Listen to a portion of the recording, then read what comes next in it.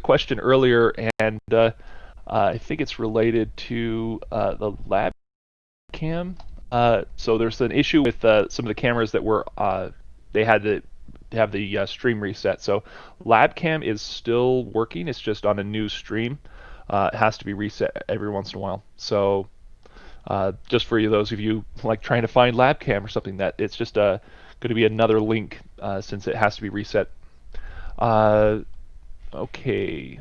The next question here from Jason Voiles, or Voiles, sorry.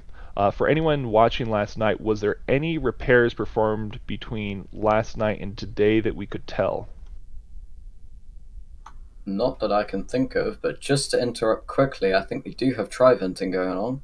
Yeah, Uh, engine chill is going into effect. yeah, so we're gonna look at a stack fire real soon here. Yeah, I'm But yeah, expecting siren in 6 minutes or less here. So that's going really fast today. This is one of the fastest testing regimes we've seen in a long time. So those of you who want to, go ahead and send out the link to any of your friends who you think might be interested in watching this right now. I do know there's some outages in the Northeast corridor right now. One of our mods said that he had to drive 30 minutes just to get cell signal because they basically there was an outage basically in it sounds like was it Oregon or Washington? I think it was Washington. So yeah, it's going to be kind of an interesting day for those folks out there, not really connected, not knowing what's going on with Starship.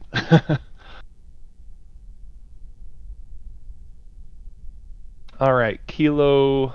Let's see here. Did we actually answer the last one here? Oh, from we're about Jason halfway through. Boyles.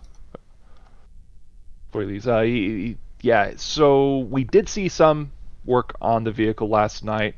Uh, they did have people wandering around the fuel farm area as well. Not exactly sure what it was that was the problem, but they've been working on the vehicle and everything else, and it's pretty much ready to go. Okay, so for Kilo asks, can Starship use a shallower descent profile to reduce max heat generation on reentry? So what do you think, Josh? The Kerbal in you, what does that tell you? I'm not really sure the realistic flight profiles, but I think I'm really not too sure actually. Um, I've talked about this before, but yeah, I do play Kerbal Space Program quite a lot, which is why he handed the question over. But yeah, you can. Yeah, the heat generation on that is a lot different to real life. Yeah, that's true. But I would you take a guess at it? Because I'm thinking about it and I'm kind of coming up short as well. That a shallower profile. I mean, just thinking about it, it doesn't really work right. You'd either bounce off the atmosphere and you have some skipping action happening, and that's not good. You're not going to land where you expect to.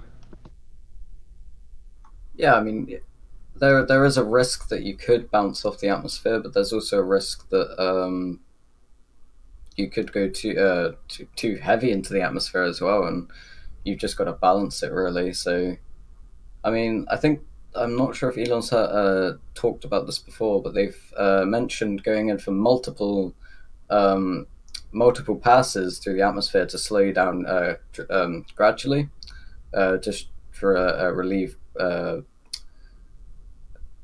stress on the vehicle itself. Because yeah, I'm not really sure. I mean, yeah, you if you do it too long, it doesn't work right. And wow, that was quite a bit of a chill coming off the right hand side. um, but yeah, if you skip the atmosphere, you'll bounce around. If you or if you hit it too shallow, um, basically from what the way Starship works, you have to do basically a full body slam into it when you're doing the reentry. Otherwise, you are not slowing down fast enough. So that is part of the system that they're looking into is making it take as much of the heat over the the largest part of the body, which is going to be pretty much from uh, the tip to down to the tail, and on the flaps themselves, they'll probably have a bit of heat shield tiles on those, with just taking the brunt force of the entire vehicle, slowing it down as fast as possible and keeping that angle just right. Let's see here. Next question. Uh, Mr.